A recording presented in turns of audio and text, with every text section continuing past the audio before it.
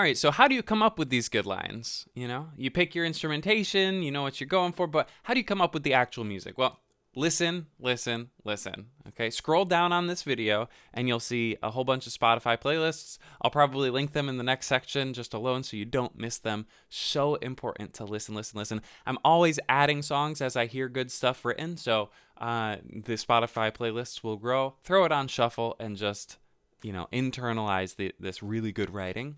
But listen, so find like 10 songs that give the same vibe of what you're going for with the songs that you're writing, okay? Even if they don't have the same instrumental, if they, have background parts that you can be inspired by, whatever it is, find a whole bunch of songs that have a similar vibe and listen and internalize what that sounds like. If you like the Spotify playlist, in the intermediate course, we'll go over all the horn section stuff. I transcribed about 50 of the parts from these playlists where we're actually going to look at the sheet music, look at what the musicians were playing, and kind of talk about how you can emulate what they're doing if any of that stuff speaks to you. So you have that to look forward to, but for now, definitely internalize that music, listen, listen, listen, find other stuff by the artists, because if they're using some of these, other cool instruments, chances are they're using it in other songs as well.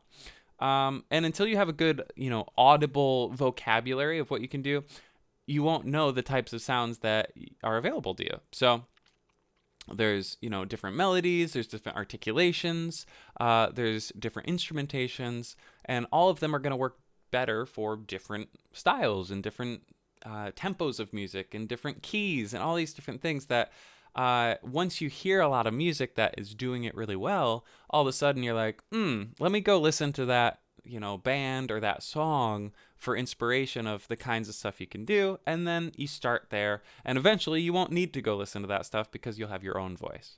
So you got to listen. You got to learn that vocabulary. Record yourself singing a background part. So this is my favorite thing to do. I sometimes do it on piano, but I'll play the track, turn on like a voice memo or record in my DAW, and either do it on piano or literally just sing into a microphone or into my phone and come up with little lines. Just do a little like ba-da-ba-doo-ba-dup, ba-da, whatever you have to do. And eventually you're going to come up with something that's like, oh, that's kind of groovy. I like that. That fills that little gap there. That's a cool little line. Singing those little melodies in is, I think, the best way to actually write them, because you're going to sing something that, plays really well because it's going to be singable. It's going to be a cool little melody. It's going to be something that you've heard before. So singing that stuff in or playing it in if you're a piano player, or if you have another instrument that you're proficient with, actually just playing that stuff in and doing like, I don't know, 5, 6, 10 takes of just kind of different ideas. Eventually you're going to find something that you really like. The other thing that forces you to do is have, some good basic voice leading, because it's hard to sing or play bad voice leading. It's really awkward. Like, bad voice leading is basically our way of saying, like, it's really awkward to sing and play.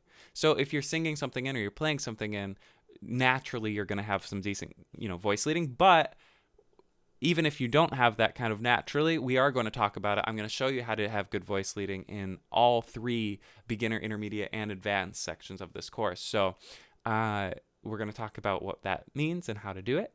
And then after you sing something in or you have something played in, you have a few different recordings and you've maybe cut them together to create what you like. And let's say you have something that's very rhythmically complex, just remember that it doesn't have to be melodic. These instruments are melodic instruments, but a lot of times you can pick one note and just go bop, bop, bop, bop, bop, bop, bop, bop. One note can do a lot. So harmony isn't always necessary either. And we talk about that in the horn section part of the intermediate course, where it's all about stabs and how to create a more percussive feel with these. Make sure you sing in your parts or play in your parts, and just keep going until you find something that you like.